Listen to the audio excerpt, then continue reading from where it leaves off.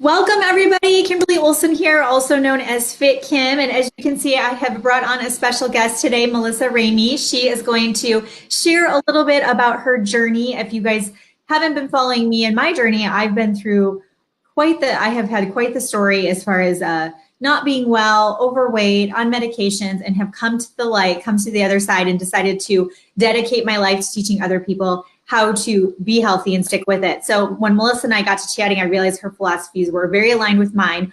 So I wanted to bring her on, pick her brain a little bit, talk about what has worked for her and her clients, and just get some insight from her. So welcome. Thanks for being on, Melissa. Yes, thank you for having me. Yeah, so excited. So for those that are watching, why don't you just share, and I'm going to go ahead and share this into my group. Why don't you share in the comments? A lot of you are going to catch this on replay. Share with us where you're at on your own health journey. Are you just starting out? Are you in the middle of it? Have you fallen off the wagon? You're trying to get back on? Or are you rocking it? Are you feeling pretty good when it comes to sticking to that healthy lifestyle? I'd love to see that in the comments as well. Okay, Melissa, to start, I always like to find out a little bit about people's backgrounds. So why don't you tell me, what it was like growing up, getting into adulthood, just what got you into health and wellness, just a little bit about you. So when I was a kid, I was actually very overweight, probably 50 pounds overweight. And when I entered into high school, I started swimming in water polo and lost 40 pounds in a couple months.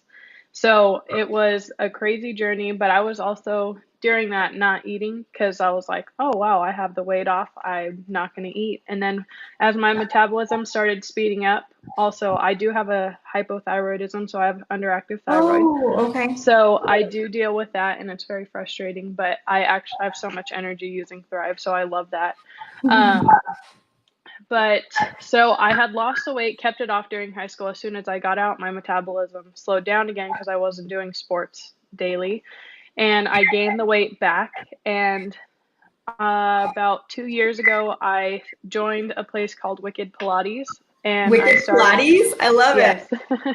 So I started there and I kept the weight off, have been losing it. But with Thrive, I was able to get like the additional 10 pounds off. And I was actually going to school to be a teacher, completely shifted gears, want to be a nurse. And I'm a Pilates and cycling, mat Pilates and Pilates reformer instructor. So I love health and wellness, and I just want to help educate others and help them be the best person they can be.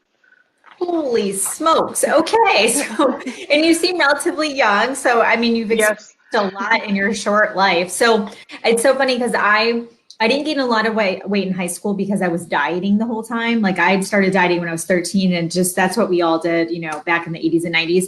And when I hit college, I stopped playing sports and I gained 40 pounds my freshman year. And it was just like you said, like it was just the whole metabolism and I screwed everything up. And it was just really hard to figure out like what did healthy look like for me because all I known was like food was bad. So going through this whole process of learning how to feed my body what it needed and be able to lose the weight. But the really cool thing is I was able to keep it off, which I had never experienced that dieting. I would lose weight, gain weight. I mean, even if it was a little bit of weight, to me, it was like the end of the world. Like, it was like the moment of truth. And you're like, no. So when you got out of high school and then, you lost your weight, and when did you actually like start losing all that weight? I want to say like 2 years ago, I started to lose it. And that was just by not eating and by exercising like 5 hours a day. I would be at the gym at Wicked Pilates because I just wanted to keep it off. And having an underactive thyroid, it is extremely hard to keep it off and be able to eat. I was on a calorie deficit, maybe 1,000 calories a day just to keep the weight where it should be. Wow, that's pretty extreme. That's crazy. Oh my gosh. Well, I used to work out a ton and I don't work out as much anymore, but I've become really in tune to like eating enough. So I feel, I have what I need versus, the restriction and things like that. So how did you get into becoming an instructor? Because I used to teach cycling too. So I got into it more because I love teaching and sort of like you, it sounds like you just love educating and inspiring. And when someone's like, hey, I took your class or did your thing and I got this result. Like, I love that. But what got you into becoming an actual teacher, instructor? So I just started off as a member taking classes, and the first class or the first format I was certified in was actually PIO, so it's a fusion of Pilates and yoga. That's And so then cool. I like that, but it wasn't the kind of class I wanted to teach. So then I just went into Pilates Reformer and mat Pilates. I absolutely love that. And I love it because everyone, all ages, can do it. Doesn't matter how fit you are. My grandma's 67 and does Pilates with me every class I teach. And then she also does cycling. So I just love that you can gauge it towards anybody, and everyone of all fitness levels can do it with you. Yeah. So if you guys are watching, share with us. Let us know if you've done Pilates before, and have you done mat Pilates or reformer Pilates. So I used to work at a health club, and we had in Austin one of the best Pilates instructors in the area. So I learned a lot about it. And she said, and I've always been a runner. She said that a lot of times when people have knee problems, back problems, all of it is connected, and it really does stem from the core. And so she was saying how, like, when as a runner, our knees tend to come in together, and we have really weak cores traditionally. And it's so true. I have developed like some sciatica and piriformis issues. And I realize now, well, I had 2 back-to-back pregnancies. So what was really weak? My core, right? And so I wasn't working on that. I didn't have that as really a focal point for me. I just wanted to run as far as I could, you know? And so when you have that form that isn't correct, that's not good. But not having a strong core, it really is everything. So what is the difference between mat Pilates and reformer Pilates? So mat Pilates is done without the apparatus. The Pilates method was created by Joseph Stott in Germany. So he, just to get into a background of it, No, I love it. He did it. He wanted to be able to have injured soldiers to be able to work out without having any resistance, or like they couldn't stand. So he would do it. He cut out the bottom of a mattress and attached bed springs to a wall, so they were still able to work their muscles, and just without that heavy impact like people get running. So mat Pilates is the same concept. We do the same moves, just without that reformer. Okay, so if somebody is at their health club and they see Pilates on the schedule, the Group X is probably mat Pilates, right? Yeah. Can you still get good benefits from mat Pilates? Oh yeah. There's no compression on the joints. We do a lot of like supine exercises. I mean, I had somebody pregnant, so we did modifications for her because you can't do that. But yeah, you can do anything. I have an older lady who actually just joined too, had a hip replacement. She's able to do mat Pilates. Great. She loves it. So yeah, it works for everyone. That's amazing. There was this guy that played football for LSU, which is Louisiana State University, and he's a big guy. He's like 250 pounds, and he was so hurt with his back that he couldn't lift or anything. So she was like, let's do some Pilates. And he got back to lifting like, a couple 100 pounds. That's awesome. So fast, because she realized the problem was his core, right? He kept just trying to lift, and you can only do that for so long. But it was really neat to see somebody who is super injured. Like, the back is scary to me. You know what I mean? I don't want to mess with the back. And so through Pilates, she was able to reform him and his structure and his posture and all that stuff. And he got back to lifting. He's doing awesome. He's like been injury free for years, when he used to get injured all the time.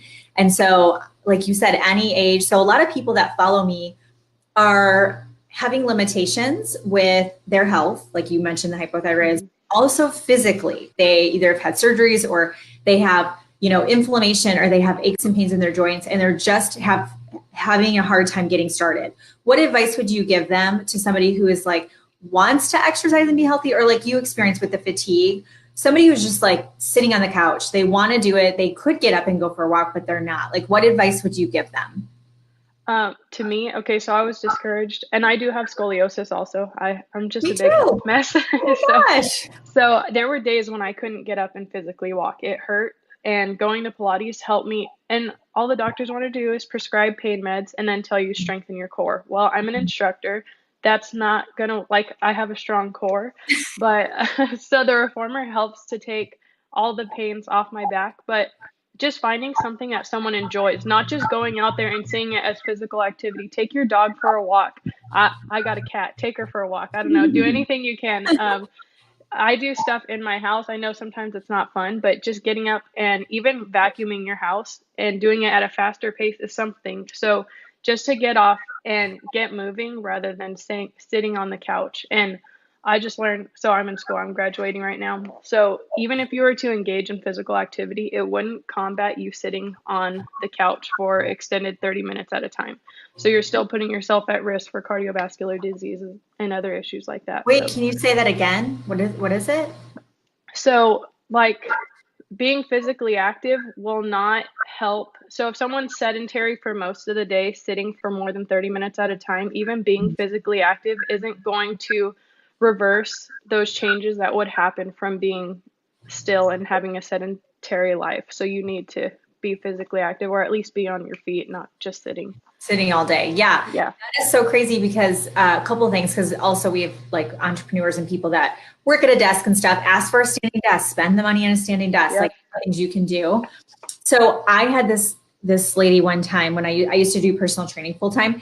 She told me, I kid you not, that she wore one of those Fitbit type things. And she said, this is before Fitbit came up, it was like on your arm. She said in the summer when her kids were home from school, her activity and her calorie burn went through the roof versus during the school year when they were in school, because she was with them, she was moving around, like it's always something. And Elise and Edison are 3 and 4. And I swear to you, my arms are just as strong as when I used to lift weights like 3 times a week. And now I maybe do like TRX and a little bit of light weights a couple times a week. I used to like full blown go to the gym all the time. And my arms, it's so weird. I'm like, how is this possible? But think about it, right? I'm constantly putting them up, constantly playing with them. So it's kind of been a saving grace, even though it's like, they're heavy. But that daily activity, looking for ways, like you said, of vacuum a little bit faster. You've heard the edit, like they say, park far away and walk or take the stairs and stuff like that. I think those little things, if you start looking at your day differently. What about like a pedometer? I don't really ever use that, but I know. I have an Apple Watch, bought it, and I don't use it just because I know what I do and I'm active on the daily. But when I was before I became an instructor, I used it, and me and my mom would have competitions because I come from a family who's physically active all the way down the line. So I did use a Fitbit. That one broke, so I got an Apple Watch, but I do like it. I just personally don't use it anymore. Do you think it's a good starting point as far as like a way to gauge your activity for someone who's maybe not doing very much right now? Do you think checking your steps and keeping track and being like, okay, do you think that's a thing to start? Yeah, especially the Apple Watch, it will tell you get up, get moving. I think the Fitbit does as well. So it's like, you've been sitting for this long, you need to get up, do 250 steps. And it does help. What? You just don't want to stay seated for an extended period. So that is so awesome. I think everybody needs that. Like your chair like starts moving. It's like, get up. Because I'll do that. Like when I get in the zone, man, I'll like won't even want to go. I forget to eat. That's such a bad thing. I'm a nutritionist. I like forget to eat. But forget to eat. And I definitely don't get up enough to like get us some water, go to the bathroom, just like normal things because I work now. And it's so like, I need one of those things to yell at me. So maybe I should invest in one of those. So what about when you are working with somebody in your practice with your clients, or maybe because are you getting your master or your bachelor's in kinesiology? Is that what you're for? Okay. So, which is very amazing, by the way. The little bit of anatomy I had to do for some of the stuff, I'm just like, I think you're amazing. I just can't. You're awesome. You're gonna be super smarty pants to do that, by the way, if you guys are watching. So when you behavior changes that you've learned through your studies or with clients, there are people that are in our group, Rockin' the Fab Life, which I shared this with, that are really trying. Like they are showing up to our challenges.